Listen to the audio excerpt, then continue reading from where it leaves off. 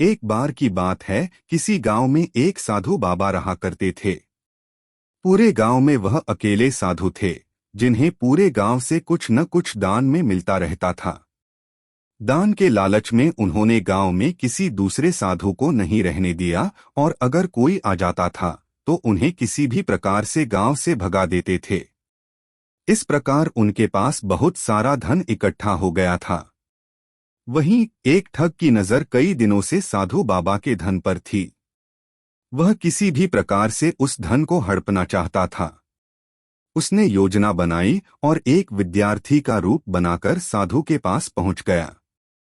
उसने साधु से अपना शिष्य बनाने का आग्रह किया। पहले तो साधु ने मना किया, लेकिन फिर थोड़ी देर बाद मान गए और ठग को अपना शिष्य बना लिया।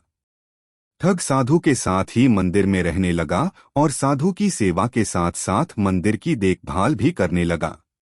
की सेवा ने साधु को खुश कर दिया, लेकिन फिर भी वह ठग पर पूरी तरह विश्वास नहीं कर पाया। एक दिन साधु को किसी दूसरे गांव से निमंत्रण आया और वह शिष्य के साथ जाने के लिए तैयार हो गया। साधु ने अपने धन को भी अपनी पोटली में बांध लिया। रास्ते में उन्हें एक नदी मिली। साधु ने सोचा कि क्यों न गांव में प्रवेश करने के पहले नदी में स्नान कर लिया जाए।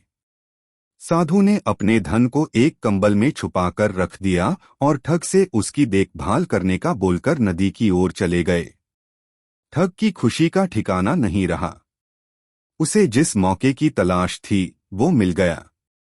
जैसे ही साधु ने नदी में डुबकी लगाई, ठग सारा सामान लेकर भाग खड़ा हुआ।